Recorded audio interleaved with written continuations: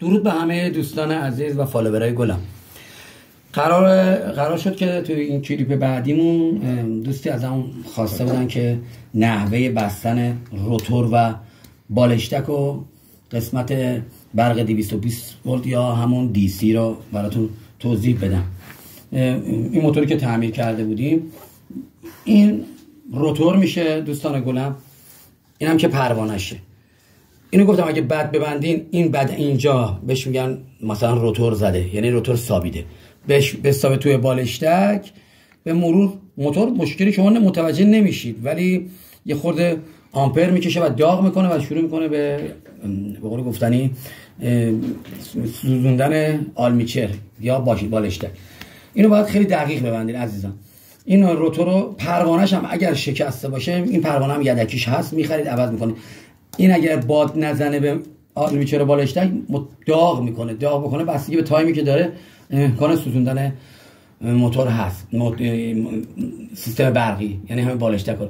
این باید سالم باشه. فشاری هم هست، بگیرید میذارید 2 تا دقیقه میذارید میره جا. دوستان اینو صاف، موتور رو به این صورت که بذارید خیلی دقیق در میاد، چون وقتی آویزون باشه کج بسته میشه. این مدلی میذارید جا، این مخروطی شکله خودش کامل میره جا. یه پیچ بلند داره،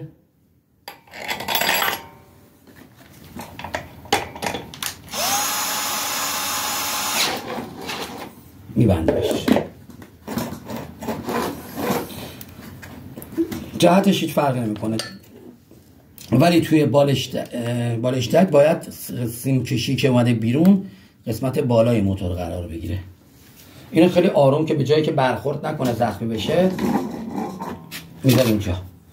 اینو که میبینید روش ورق استیل، این چیزی نیستش، این برای تزیینه.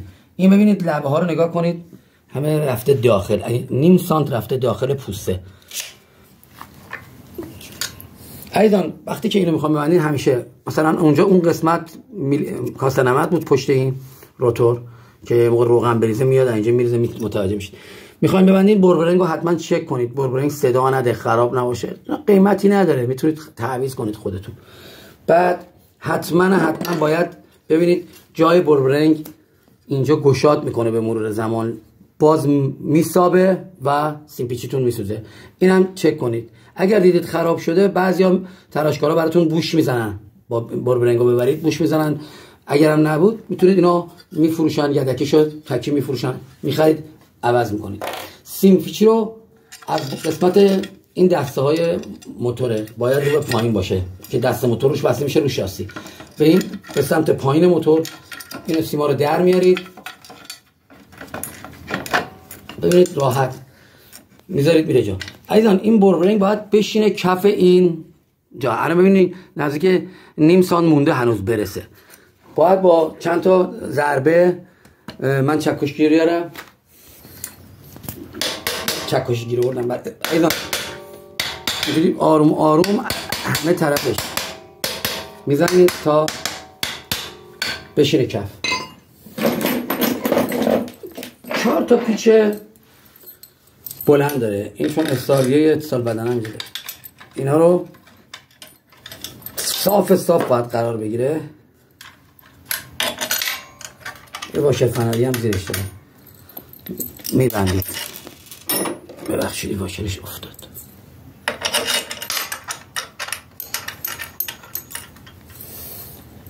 بعد دوستان من دیدم مثلا مشکل داشته، اینجوری خودشون واس کردن، بعد خراب کرده بودن، شکسته بودن. اینا یه خورده صفر کنی، اینا خشکست، تقی میشکنه از اینجاها، از اینجا میشکنه. بعد اصلا فکر نکنید که این پیچا باید تا تصف بشه، اصلا اینجوری نیست. بعد اینا رو به کف میرسونید آروم. اما این صفر نکردم. بعد ضبطگری بیدید رفت پایین. خب وقتی این پیچا رو به کف رسوندیم، با قسمت ضعیف، اگر دلر شارژی دارین قسمت ضعیفش اینجا قدرتیشه، نزنید بشکنه، یه وقت یا سفت کج میشکنه عزیزا، از اینجا میشکنه. من رو قسمت ضعیف گذاشتم و اصلا سفتش کردم. حالا میخوابونیم یه تست بکنیم ببینیم گیر نباشه، موتور میچرخه راحت. شمش رو باز کردم که کمپرسش خیلی بالاست که بدونیم با دلر میچرخه و جایی گیر نمیکنه عزیزا. به هیچ جا گیر نمیده، روونه. خب میریم برای قسمت بستن جازوغالی و خیلی از دوستان از من سوال کردن که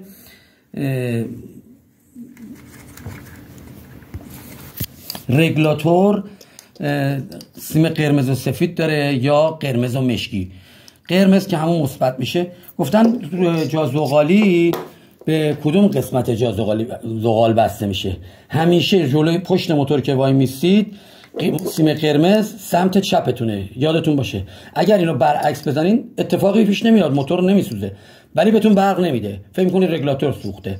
پس همیشه یادتون باشه قرمز سمت چپ رو یادتون باشه. دوستان گلم زغال اینه، موتورایی که زغال دارن رگولاتور دارن از نوع بهترین موتوران، حتی تو 10 کیلوواتش هم این مدلیه، چون دیگه مثل موتورهای قدیم نیست که خازنین و مثل یاماها یا موتورهای 2 زمانه قدیمی که با دور گاز موتور وقتی گاز میدادیم لامپ قوی میشه ضعیف میشه، یعنی میاد رو 170 180 میره رو 200 230 بهش. اینا رگولاتور نداره و شما باید با گاز موتور برق یه دونه ولتمتر داشته باشین، برقتون رو مثلا تنظیم کنید رو 220 ولت. برای همین اونا دیگه طرفدار نداره اون موتورا رو، اصلا اون موتورا رو به نظرم هیچ وقت خریداری نکنید. درسته قدیمیاشو میگن ژاپن هسته، ولی به خاطر همون قضیه که زغالی نیستن نوسان برقشون بالاست، رگولاتورن. زغال رو نگاه میکنید خیلی وقتا شده موتور برق نمیده، قطع کرده برقشو، بیارید بیرون ببینید زغال تموم شده، اصلا زغال مثلا به اینقدر رسیده، ببینید اینقدر شده، مثلا ببینید زغال چقدر بیرونه، وقتی تموم میشه اینقدر دیگه نمیتونه درگیر بشه رو کالکتور. پس اینم چک کنید سالم باشه. نحوه بستنش، دوربینو بیارید جلو. نحوه بستنش اینجا یه دونه پیم داره، این پیمه. خب این میذارید اینجا، فشار میدید رو سر زغال بره پایین، یه طرفشو پیم میگیره. این فشار که میدید با یه دست نگه میدارید، پیچشو بهش گیر میدید،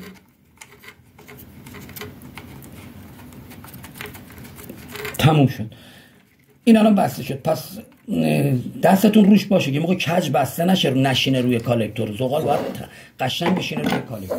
زغالو بستیم دوستان، حالا میریم که فیشاشو بزنیم اینجا. بهتون گفتم قرمز سمت چپ پشت موتور وای میسی، سفید حالا یا مشکی تو بعضی به قول گفتن رگولاتورها یا ای وی آر ها مشکیه، بعضیش مشکی قرمزه. اینو زد اینجا. خب این جاش بسته میشه، الان براتون میبندم.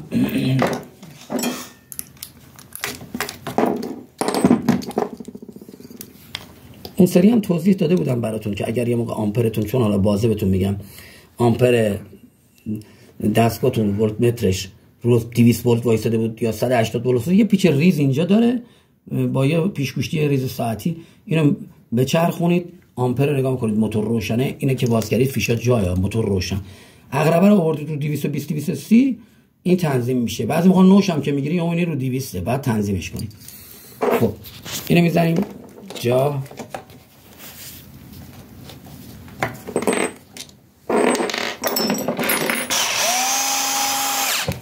خب رگولاتور رو که بستیم،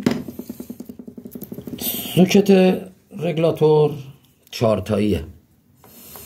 برنامه بعدی، در درس بعدی میخوام نحوه تست کردن و سالم بودن بالشتک و آلمیچر رو بهتون یاد بدم که با این دستگاه تست میتونید بکنید. بعضیاتون هم اگر دستگاه نداشتید میتونید یه دونه لامپ بذارید توی یه دونه جازوغالی، یه لامپ ماشین مثلا با یه باتری ماشین بیارید، یه برق بدید، دو سرشو بکنید تو اینا، بهتون میگم چه جوریه. حالا خب اونو برای جلسه بعد میمونه. گفتم سوکتو این خودش جا داره، شیار داره، یه موقع هم رگولاتورتون سوخت میتونید خودتون عوض کنید، میزنید میره جا. این مال برق 12 است که اصلا استفاده نمیشه. این برای برق 12 اصلا استفاده نمیشه. حالا اگه داشتید میتونید بذارید فیشش هم بزنید سرش. اصلا ربطی به برق 220 ولتتون نداره دوستان. اینجا هم 2 تا سیم از اینجا، این برق اصلی دیسیه، یعنی همون 220 ولت میذارید روی این ترمینال، میبندید و سیم پنلتون میاد میره روش که بسته میشه، میره تو پنل و پریزای جلوی موتور برق. این الان دو تا قرمزا فرق هم نمیکنه جا به جا ببندید، مثبت منفی اصلا تو این برق 220 ولت نداره. الان هم همه چیش آماده است و مشکلش حله. دیدید که دیگه گیرم نداره و روونه. اینجوری ببندید راحت برقتون بالا میاد. اگر 1% بسید دیدید برق بالا نمیاد دوستان گلم، با یه خازن که به قول گفتنی روی دیناما هستش بهش میگن خازن 20، حالا 20 باشه 15 باشه 10 باشه، بهش باید یه شوک بدید. الان من اون شوک رو برای شما آزمایش میکنم.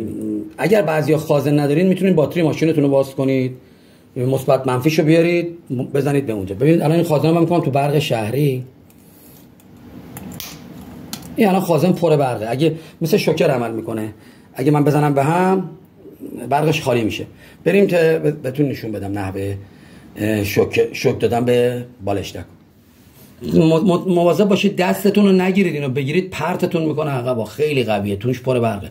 میارید به همین دو تا سیم قرمزی که بهتون گفتم، یکی که رو ترمینال هست، وقتی روشن کردید موتور رو دیدید برق بالا نمیاد، یه شوک بهش اینجوری میدید، تموم شد. الان بهش شوک وارد شد و به قول گفتنی موتور برقش میاد بالا. موتور اگر روشن کنید بزنید به اینجا، باز با همین برق 220 هم خازن پر برق میشه. ببینید متوجه شدید؟ الان برقش خالی شد دیگه، خطر نداره بگیریدش. دوستان عزیز این بود نحوه بستن آلمیچر و روتور. دوستان سوال کرده بودن که چجوریه و به طور کامل و مرحله به مرحله براتون توضیح دادم که متوجه بشید. بعضیا اینا رو انجام دادن شاید تو فضای مجازی با دور تند و بدون صدا و این حرفا که طرف متوجه نمیشه. ایشالا که تو دوره بعد نحوه سالم بودن آلمیچر و بالشتک رو براتون توضیح میدم که اگه ایشالا مشکلی نداشت دیگه خودتون میتونین ببندین، متوجه بشین که سوخته یا نسوخته. اگرم که سوخته باشه دیگه اون دست استاد سیمپیچی که میبرید میدید سیمپیچیش میکنن. خدا یار و نگهدارتون، به خدا میسپارمتون تا کلیپ بعدی، به امید دیدار.